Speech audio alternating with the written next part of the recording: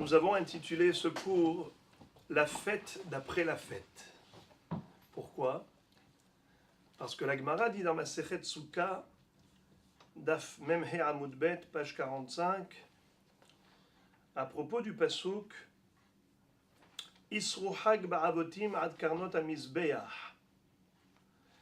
C'est un pasouk que vous connaissez tous, on l'a chanté pendant le Hallel. Atteler la fête avec des cordes, des grosses cordes, jusqu'au coin, jusqu'à l'angle de l'autel du Mizbeach. Ou bien Avotim fait allusion également à des gros bœufs, des taureaux gras, à Avot.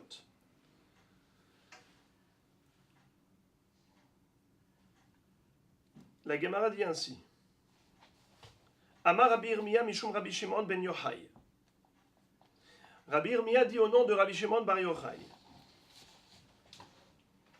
Kol ha'ose isur lahag be'achila u'shtiya ma'ale alav hakatuv ki'ilu bana mizbeach v'ikriv alav korban shene'emar isru hag ba'avotim ad karnot ha'mizbeach. Tout celui qui attelle et attache la fête avec un repas, achila ou shtia, ma'ale alav katuv, le pasouk lui considère, Dieu lui considère, comme s'il avait construit un misbéach et qu'il avait offert des sacrifices dessus. Tel que dit le pasouk, Isro Hag, attacher la fête, Ba'avotim, avec des korbanot, Ad Karnot HaMizbeach, jusqu'au coin du misbéach. Ce passage que je viens de vous lire, vous l'avez ressenti vous-même, n'est pas clair. Et ce à plusieurs titres. Premièrement, quelle est l'importance de faire une sérouda, d'organiser un festin le lendemain de la fête de Pessah, de Shavuot, de Sukkot? Le lendemain de la fête, ça y est, c'est un jour de Hol, c'est un jour profane.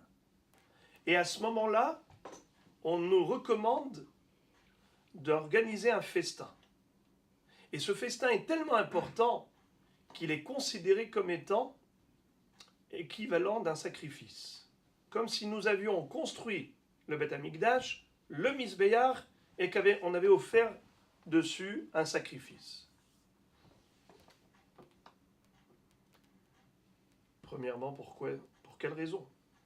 Quelle est la raison d'organiser un festin le lendemain de la fête? Une fois quelque part, que la tension a baissé et que ça y est, les fêtes se sont bien déroulées, on a un sentiment de soulagement en quelque sorte, ça y est, on voudrait reprendre le rythme de la vie quotidienne, et à ce moment-là, on te dit non, attends, c'est pas terminé. Il y a la fête après la fête. Tu dois maintenant organiser encore un festin. Mais à quel titre? En quel but? Ça y est, Pessah, Shavuot est terminé, Sukkot est terminé. Et surtout, de comparer cela à un korban, quel rapport avec un sacrifice? Le sacrifice est pour Dieu. Or, ce repas-là, c'est pour nous. C'est pour notre profit, pour notre plaisir. Quel rapport entre le sacrifice et un tel festin organisé un lendemain de fête? D'ailleurs, il porte ce nom. Le lendemain de la fête porte ce nom de Isro Hag, par rapport à ce texte de la Gemara. Je vous ai intentionnellement traduit le mot Issour par attelage, car attaché dans la Torah, on emploie le terme nikshor, mais quand on voudrait menotter quelqu'un, on peut parler de les essor, beta asurim, quelqu'un qui est en prison. Il est assour. Les essor malchehem bezikim, venichbedehem bechavle barzel. Mais on retrouve également le verbe les essor à propos de l'attelage, comme par exemple lorsque Yosef Hatzadik va atteler son char aux chevaux pour aller accueillir son père Yaakov Avinu. Il est dit dans la Torah, Vaye Essor Yosef et Merkavto. Yosef a attelé son char. Alors, que veut dire le Passouk quand il emploie ce terme d'attelage à propos du Isru Hag? Isru Hag Ba'avotim. Mais quel est même le sens simple de ce Passouk? Atteler la fête? Qu'est-ce que ça veut dire atteler la fête? Et à quoi on l'attelle?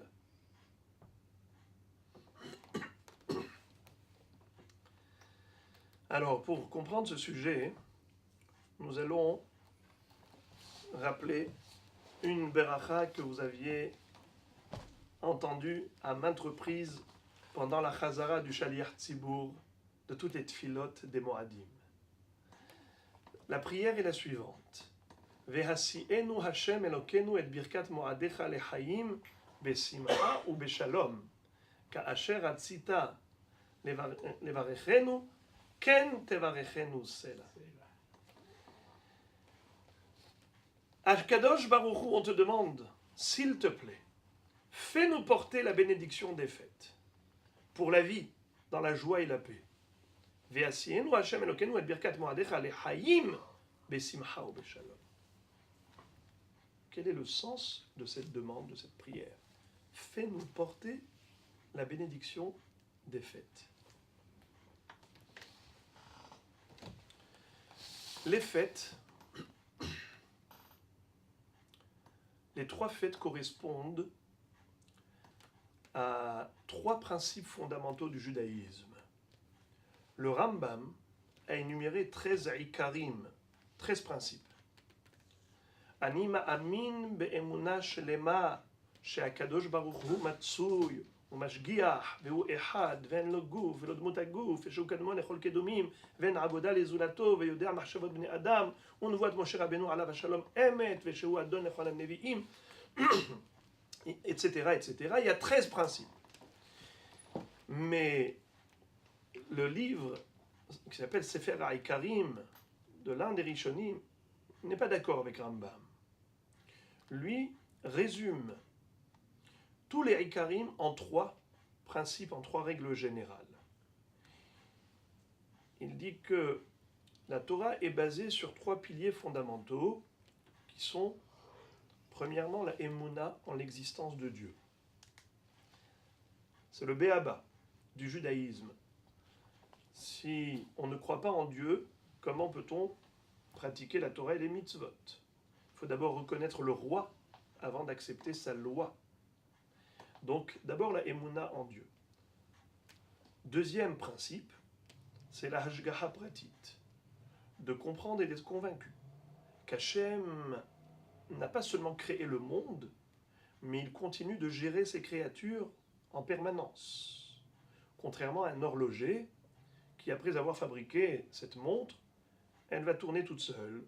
Elle fonctionnera sans son intervention. Ce n'est pas le cas pour l'existence du cosmos. Hachem intervient à chaque instant pour maintenir ce qu'il a créé. Comme il est dit, comme on le dit tous les jours dans la Tfila, Hamehadesh betuvo bechol yom tamid maaseh bereshit. Dieu renouvelle à chaque instant et en permanence toute la création, toute la nature. Hashgaha pratit, les événements que nous connaissons durant notre existence ne sont rien d'autre que le fruit de la volonté divine, jusqu'au plus petit détail. La Gemara dit que si quelqu'un, par exemple, a fait rentrer sa main dans la poche pour faire sortir 3 pièces, et il n'en a fait sortir que 2, il a besoin de remettre sa main à nouveau pour la 3e pièce. C'est une petite gêne. Il voulait avoir tout de suite sa monnaie dans la main. Ils ne se rendent même pas compte de cette gêne. Instinctivement, on remet la main. Mais même cela, c'était la volonté d'Akadosh Baruch Hu. Rien n'est gratuit, rien n'est fortuit, et rien n'échappe à la volonté divine. Dans le sens où il y a une hashgaha pratit, une providence divine. Troisième élément fondamental, c'est Torah Mina Shamayim. La Torah, c'est l'objectif, c'est le but pour lequel Dieu a créé le monde. Je crois en Dieu, c'est lui le créateur. Je crois que c'est lui qui mène à bien ses créatures, qui gère le monde.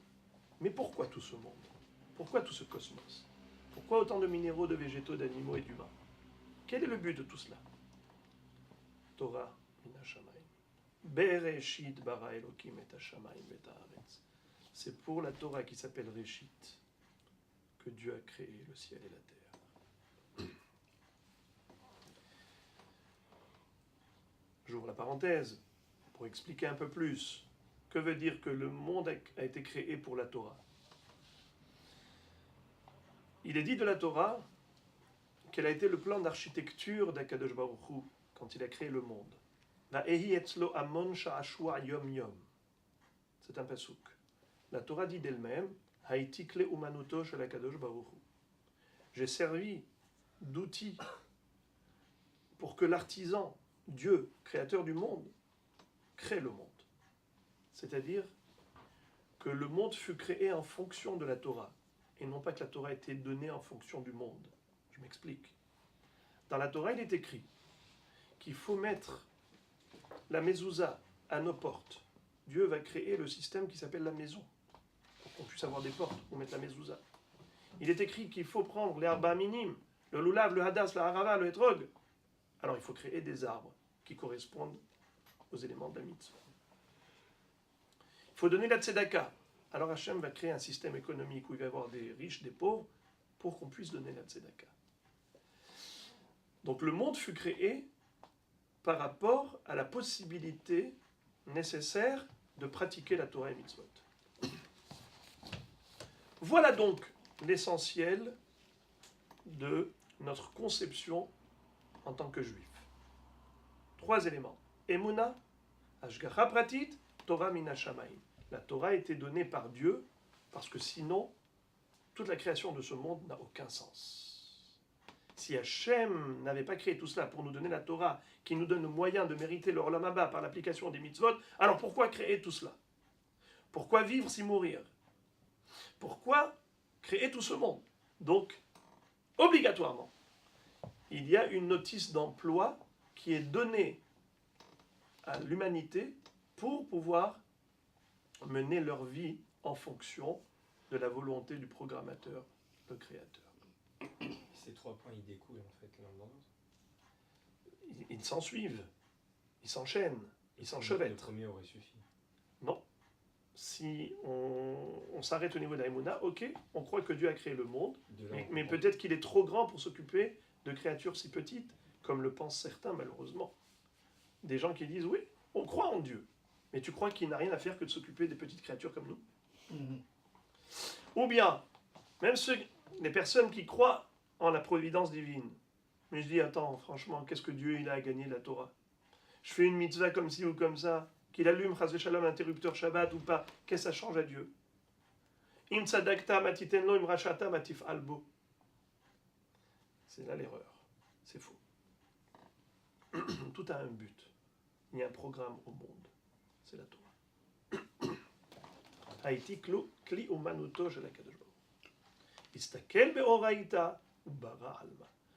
Hachem a porté son regard sur la Torah, et en fonction de cela, il créa le monde. Je reviens au Sefer HaIkarim. Par rapport à ces 3 éléments qu'il a élucidés, nous comprenons quel est le sens de Pessah, Shavuot et Sukkot. Pessah, c'est le développement de la notion de la Emouna. Nous racontons le récit de la sortie d'Égypte, en détail. Comment Akadosh Baruch Hu a frappé les Égyptiens afin qu'ils libèrent les Bnei Israël. Il a transformé l'eau en sang. Dam, Tsefardea, Kinim, Arov, Dever, Shechin, Barad, Arbe, Rocher, Makal Bechorot. C'est pas terminé. Il y a Kriyat Yamsouf. Les Bnei Israël traversent à pied sec. Les Égyptiens qui les poursuivent se retrouvent tous noyés. De ce fait, nous avons l'occasion, pendant les jours de Pessah, la possibilité de raviver dans notre cœur la flamme et la lumière de la Emouna. C'est le travail de Pessah. Shavuot, Je passe d'abord à Sukkot, puisque c'est directement lié à Pessah. Sukkot. On vient de terminer cette fête de Sukkot. On était pendant 7 jours dans la Soukha. Pourquoi? Pourquoi cette mitzvah? Hachem nous explique lui-même dans la Torah. Et il nous dit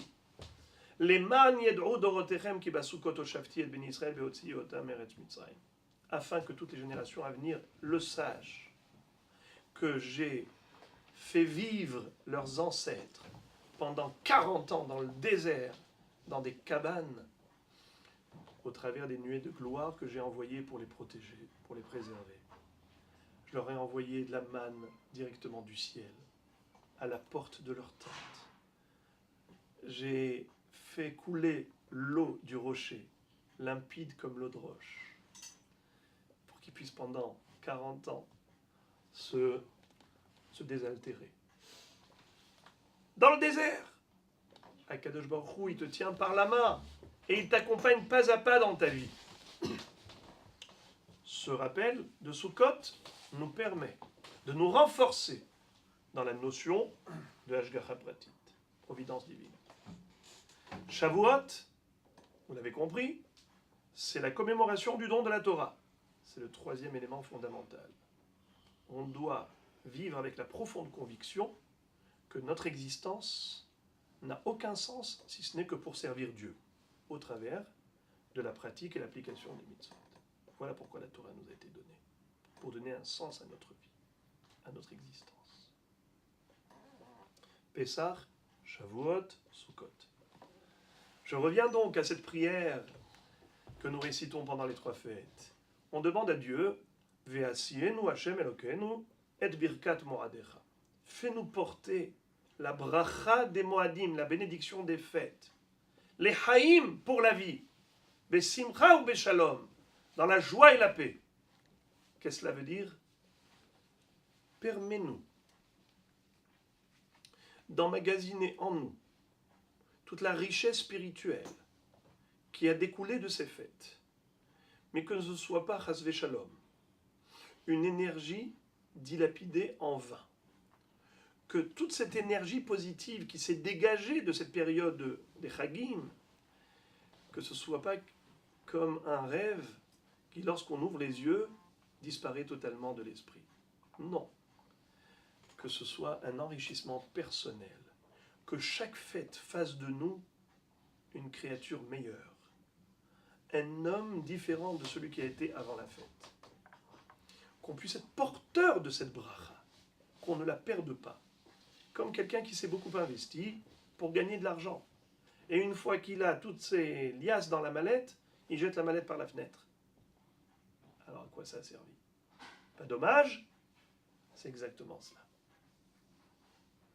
Il faut qu'après la fête, tu fasses le point sur ce que tu as été capable d'emmagasiner en toi pendant la fête.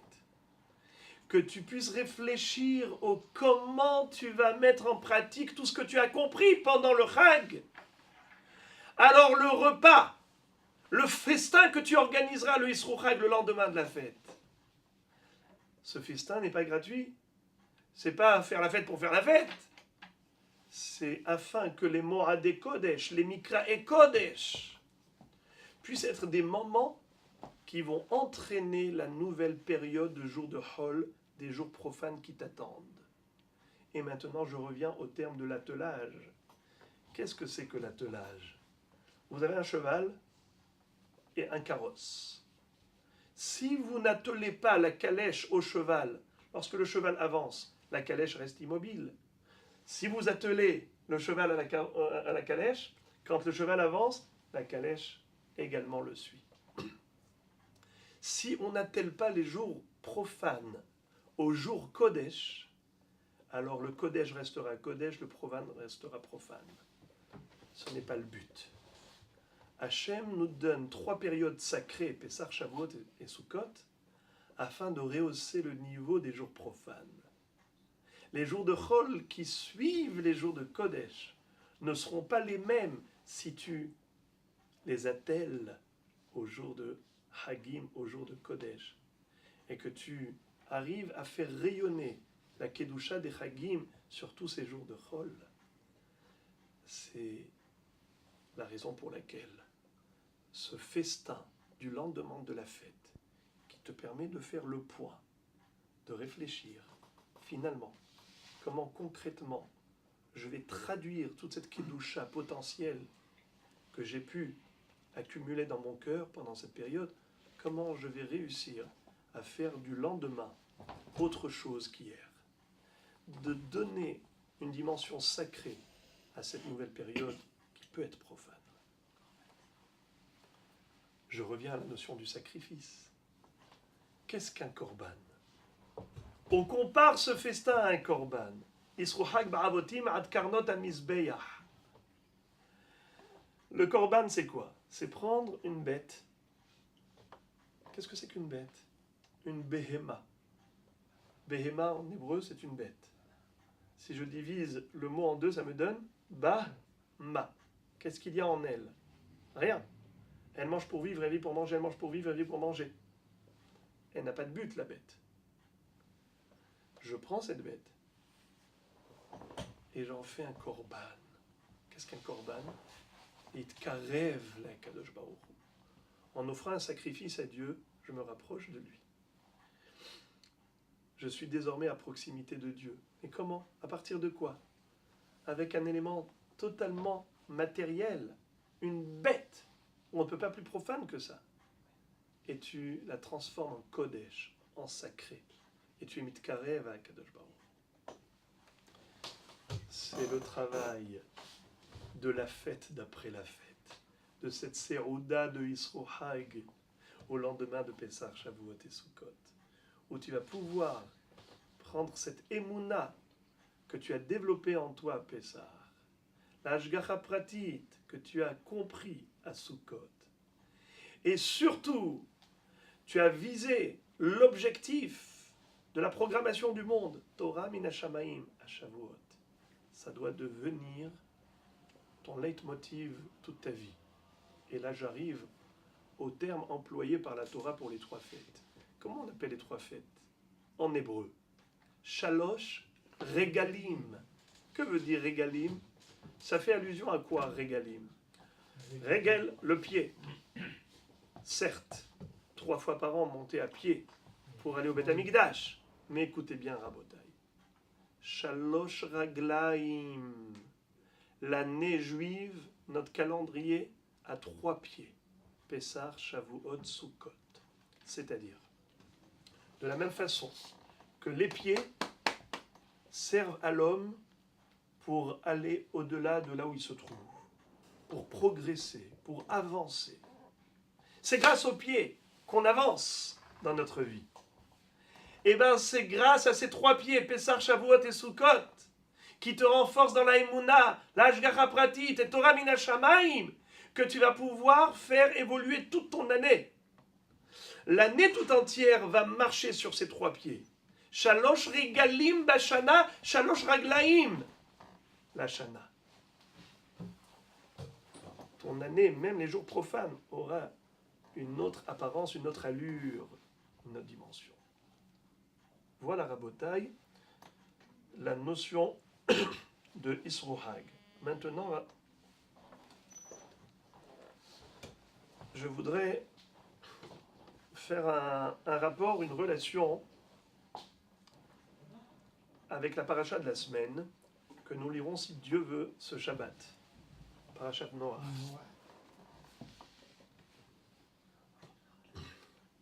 Le Midrash met en contraste Moshe Rabbeinu avec Noach. Et il est dit de Noach ainsi. Noach mishenikra ish tamim, tzadik tamim, nikra isha adama. Moshe mishenikra ish mitzri, nikra isha Elohim. Traduction. Le Midrash va dire, viens voir la différence entre Noach et Moshe Rabbeinu. Noach a mérité d'échapper aux eaux du déluge grâce au fait qu'il a été considéré tzaddik, un homme pieux, tamim, intègre. Akadosh Baruch Hu va lui dire, je te demande d'aller construire une arche, l'arche de Noé, Tevat Noah, pour échapper au déluge. Grâce à quoi il va être rescapé? Ki otra raïti tzaddik lefanai badorazé. Car en observant toute l'humanité, je n'ai trouvé que toi, tzaddik. Mais après le déluge, Noah veut prendre un peu de répit. Il veut souffler. Il a traversé une période très dure. La période de la construction de l'arche qui a duré 120 ans. Ensuite, à l'intérieur de la Teva, il a passé 12 mois pénibles où il n'a pas vu le sommeil, il n'a pas dormi une seconde, il s'est occupé que des animaux et des bêtes. Lui et sa famille étaient au service de tous ces êtres qui attendaient ses provisions. C'était lui qui alimentait les bêtes. Noah, enfin, se retrouve en sortant de la Teva un peu plus reposé. Mais quelle désolation! Il tourne tout autour, il ne trouve personne avec qui discuter, personne avec qui converser, dialoguer. Tout est mort, inerte. C'est le chaos total. Dans ce climat chaotique, Noah veut quelque part se détendre. Et il va planter une vigne. Et Chachamim vont dire, à propos du pasuk, Vayachel Noach isha adama vayita karem. Noach est devenu Hulin, Hol. Un homme profane, lui qui était tzaddik est devenu un homme profane. Pourquoi? Il n'avait rien d'autre à planter en premier lieu. Le blé, l'orge, des éléments essentiels pour la vie humaine, c'est-à-dire le pain. Va à l'essentiel, c'est-à-dire d'abord ce qui est nutritif. Tu t'occupes du loisir, du plaisir, le vin, l'alcool. Vayachel Noach, Isha Adama, l'homme de la terre, l'agriculteur, on l'appelle l'homme de la terre. Noach était Ish Tzadik, il est devenu Isha Adama.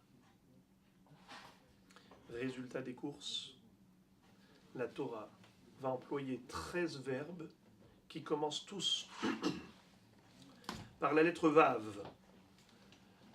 La Gemara dit dans Masechet Sanhedrin Daf Ayin que la Torah se lamente à propos de Noach.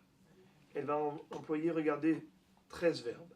Vayachel Noach isha adama, vayita karem, vayesht minayain, vayishkar, vayitgal betoch haolo, vayarham avi kenaan et ervat aviv, vayaged lishne echav bachutz, vayikach shem vayefet et asimla, vayasimu al shechem shnehem, וילכו אחורנית, ויכסו את ערוות אביהם, ופניהם אחורנית, וערוות אביהם לא ראו, ויקץ נוח מיינו, וידע את אשר עשה לו בנו הקטן.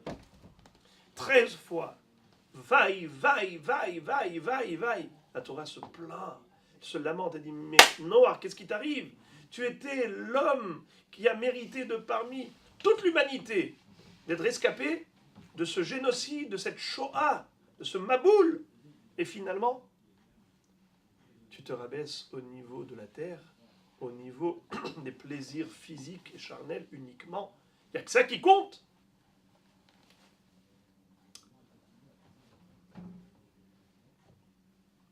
A contrario, Moshe Rabbeinu, qu'il est dit de lui, il a été décrit dans la Torah au départ comme étant Ish Mitzri, un homme égyptien. En effet, les filles de Yitro l'ont pris pour un Égyptien. Voilà comment il est présenté. Ish Mitzri. Mais à la fin de l'histoire de Moshe Rabbeinu, il a 120 ans. Et le jour où il va quitter ce monde, il va adresser une bracha, distribuer une bénédiction à chacune des tribus. Vezot aberacha, asher berach Moshe, et bene Israël, Isha Elohim, et bene Israël lifne moto. voici la bénédiction qu'a accordée Moshe, l'homme de Dieu, au Bnei Israël avant de quitter ce monde. L'homme de Dieu, de l'homme égyptien, la Torah finit par le définir et le décrire comme l'homme de Dieu. Donc, chez Moshe Rabbeinu, ça va dans un ordre croissant. Ish Mitzri, Ish Elohim. Chez Noach, dans un ordre décroissant. De Ish Tzadik Tamim à Ish Adama. Qu'est-ce que les Chachamim veulent véhiculer comme message au travers de la présentation de ce contraste? Noach et Moshe.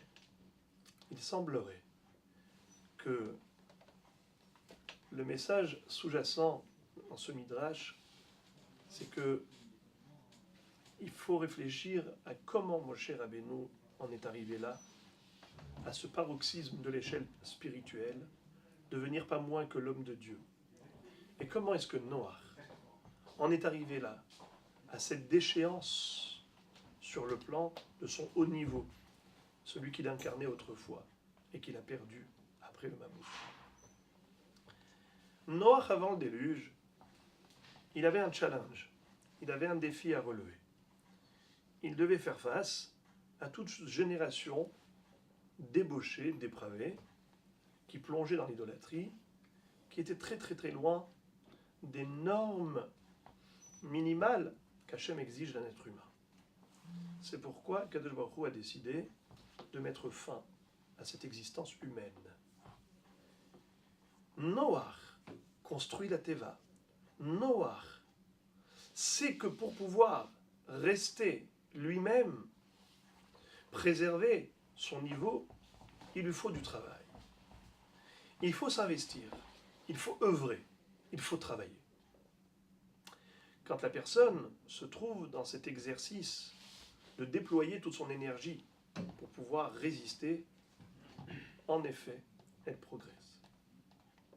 Mais après le déluge, il s'est dit, bon, ça va, tout va bien. Il n'y a plus personne qui peut m'influencer pour le mal. Il n'y a plus de challenge. Alors, on baisse les bras. On peut croiser les bras. On va se reposer. On est né fatigué, on vivra pour se reposer. On arrête de progresser. C'est le début de la régression. La fin de la progression est le début de la régression. Moshe Rabbeinu, c'est tout le contraire.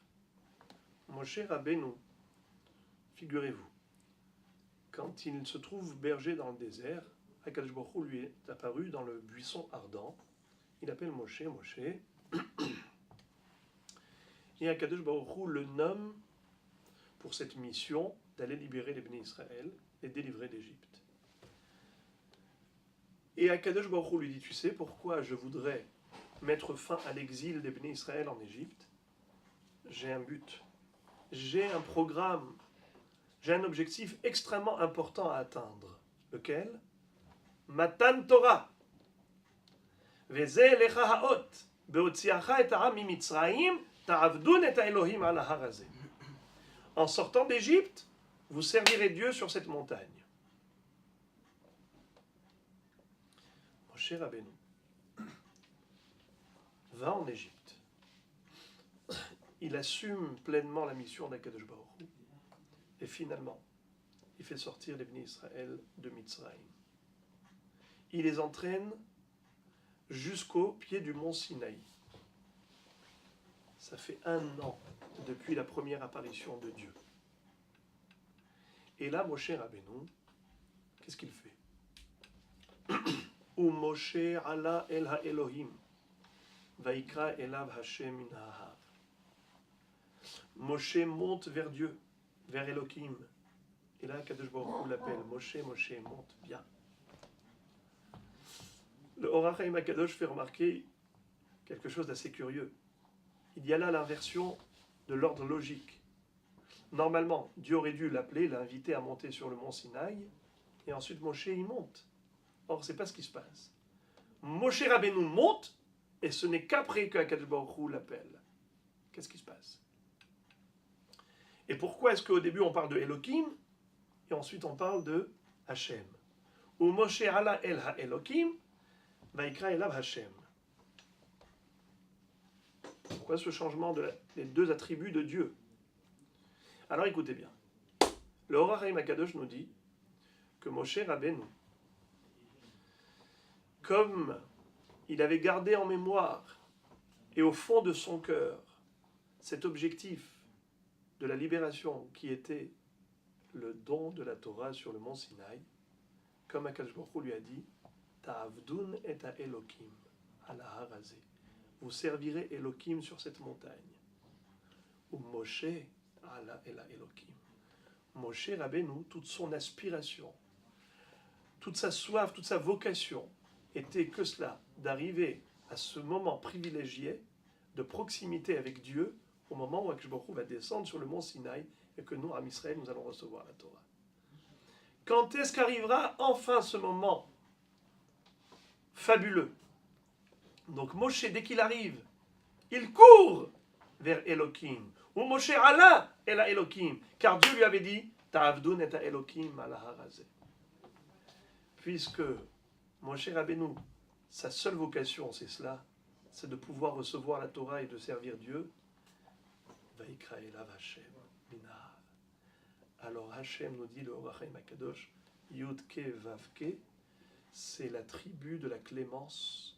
Quand Dieu agit avec miséricorde, pitié, affection et amour, alors on dit Hashem. Vaikra elav Hashem. Quand Hashem a vu combien Moshe Rabbeinu était envahi de cet élan, de cet amour d'Akadosh Baruch Hu, en courant vers Kabbalat HaTorah, en gravissant le mont Sinaï, Hashem, donc, quelque part, lui ouvre les bras pour l'accueillir chaleureusement. Vaikra elav Hashem. Abali taher mesayain oto. Celui qui veut se purifier, on l'aide. Tu veux la Torah? Viens, on t'en donnera. Moshe Allah, Moshe Allah, Moshe, il monte vers Dieu.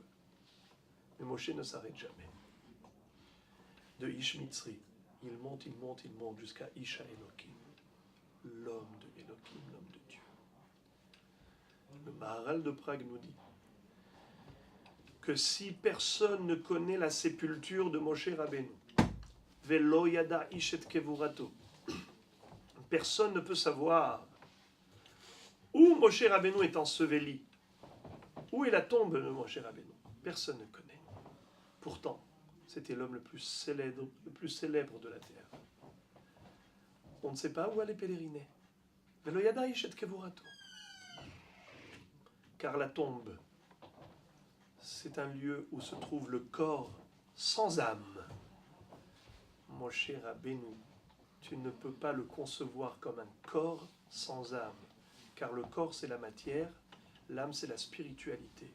Moshe Rabbeinu a été capable de transformer son corps en un élément annexe de sa neshama. Son corps lui-même a été transcendé, spiritualisé.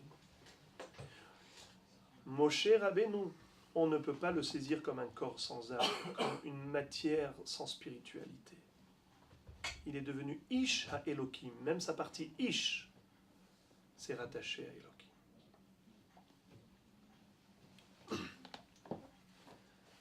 Pourquoi? Parce que contrairement à Noach, il n'a pas arrêté de progresser.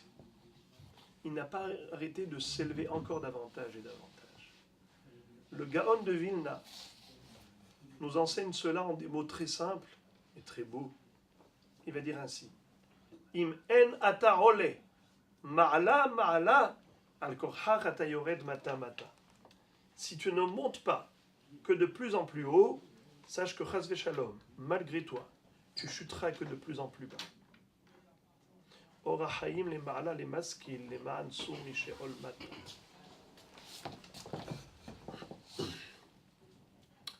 Je terminerai avec une anecdote qui nous permettra de comprendre l'illustration de cette idée. Rabbi Akiva, tout le monde connaît son histoire. Il avait 40 ans quand il n'avait encore rien appris. C'était un ignorant parfait, malgré tout. La fille de Kalba Savoua avait vu en lui des midotes, des traits de caractère particuliers, exceptionnels. Sanoa ou Ma'ale, un homme discret, un homme raffiné, un homme qui avait des bonnes midotes. Elle s'est dit, avec les midotes qu'il incarne, je suis sûr que s'il s'investit dans l'étude de la Torah, eh ben, la Torah pénétrera les fins fonds de son cœur et il grandira. Elle lui propose de se marier avec lui, mais à une seule condition, qu'il aille à la yeshiva immédiatement après le mariage. Ce que Rabbi Akiva accepte. Je passe sur certains détails, c'est-à-dire comment Rachel, comment la femme de Rabbi Akiva a su encourager son mari. Allez, je vais vous donner quelques éléments quand même. Rabbi Akiva, au début, non seulement qu'il a dû surmonter la pauvreté, parce que, vous le savez, le père de Kalba Savoie, le père de cette femme, l'a viré de la maison, l'a destitué de tous ses biens. Il a même fait un vœu de la déshériter. Et quand elle se trouvait avec son mari, Akiba, un berger de 40 ans, elle se trouve dans la pauvreté. Et malgré tout, ils se remplissent de courage. Et Yahonavi vient leur demander de la paille pour, soi-disant, sa femme qui venait d'accoucher un bébé qui n'avait pas de paille pour l'allonger. Et Yahonavi les encourage. Et Rabbi Akiva dit à sa femme, tu vois, il y a des gens qui n'ont même pas de paille. Elle lui dit, oui, mais mon but, tu sais pourquoi j'ai fait ce sacrifice? C'est pour que tu ailles étudier la Torah. Vas-y. Il dit, mais moi, à mon âge, mais ils vont se moquer de moi. Tu veux que j'aille apprendre à l'Alphabet avec les gosses, avec les gamins, mais tout le monde, je serai à la risée de tout le monde. Elle lui dit, va me chercher un âne qui a un creux dans le dos. Un âne qui est malade, qui est mutilé. Il va lui chercher. Elle va couvrir ce creux du dos avec de la terre, et dans ce terreau, elle plante des fleurs. Elle lui dit, maintenant, tu vas sortir avec cet âne, tu fais le tour du marché, dans la rue. Je dis, mais tu es folle ou quoi? Qu'est-ce qui t'arrive? Elle dit, vas-y, je t'en prie, fais-moi plaisir. Bon, qu'à cela ne tienne. Il sort avec, et les gens qui voient ça, un truc bizarre, sur un dos d'un âne pousse des fleurs, en plus un bonhomme qui n'a rien à faire que de tirer cet âne, ils se mettent à éclater de rire, et partout là où il était, c'était les fous rires partout. Ils ont dit, mais ça va, ce monsieur-là, il est un peu débile mental, qu'est-ce qui lui arrive? Quand il rentre chez lui à la maison, il dit à sa femme, il dit, moi, tu as voulu me tuer, mais je n'avais plus de visage, j'étais vert, pâle, bleu, tout ce que tu veux. Mais pourquoi tu m'as fait rougir ainsi? Il dit, écoute, c'est pas terminé. Demain matin, tu feras pareil. Tu retournes au marché. Je dis, mais qu'est-ce que tu veux de moi? Dis-moi ce que tu veux. Après, je t'expliquerai. Il y va le lendemain. Il y a des gens qui rigolent. Un peu moins. 3e jour, tu retournes. Il retourne encore avec son âne. Plus personne ne rit. On dit, bon, on a déjà l'habitude. Elle dit, maintenant, je vais t'expliquer pourquoi je t'ai demandé cela. Tu vas aller apprendre Aleph, Bet, Gimel avec les enfants. On va se moquer de toi. Tu as 40 ans, eux, ils ont 4 ans. Pas grave. Premier jour, on va se moquer de toi. Le deuxième, le troisième. Mais juste uniquement par cette fausse timidité, tu veux perdre l'occasion d'évoluer en Torah? Jamais. Ne fais pas un mauvais calcul. Ou bien vous connaissez également l'histoire quand Rabbi Akiva avait vu des rochers qui étaient percés. Et l'eau traversait les rochers. Et il a demandé aux gens qui étaient à côté, mais qui a percé ces rochers? On lui a dit, mais c'est Avanim Shachaku Hamaim. Ce sont les eaux. Les eaux qui, en goutte à goutte, goutte à goutte, goutte à goutte, finalement, ont perforé le roc. Alors, Rabbi Akiva va dire, si déjà le rocher qui est tellement dur, l'eau qui est tellement douce est capable de le perforer, alors les divrei Torah qui sont comme du feu, c'est sûr que même si j'avais un cœur de pierre, il fondrait devant la flamme de la Torah. Donc Rabbi Akiva, rempli d'encouragement et de courage, il va à la yeshiva. Et il y passe le clair de son temps. 12 années consécutives. après 12 ans, il retourne chez lui pour retrouver son épouse qu'il avait laissée depuis le mariage pendant 12 ans dans un hangar de paille. Quand il revient, parvient à son oreille une discussion, une conversation entre qui et qui? Son épouse avec un vieillard, qui la traite de veuve avec un mari vivant. Il dit, mais tu es folle, mais qu'est-ce que tu as fait? À quoi cela a servi d'épouser un homme que tu ne vois jamais? Depuis 12 ans, il est absent de la maison. Elle dit, oui, mais pour la bonne cause, pour aller étudier la Torah à la yeshiva. Oh, combien j'en suis heureuse.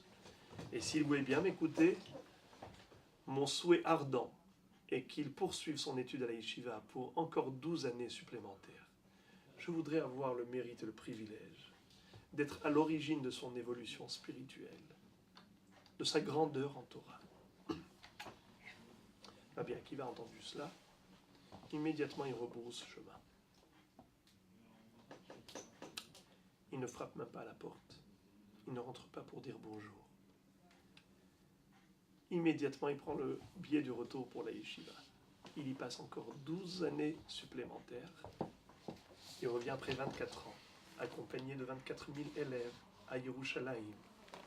Mais c'est toute la ville de Jérusalem qui va accueillir le Gadol Hador, le grand de la génération.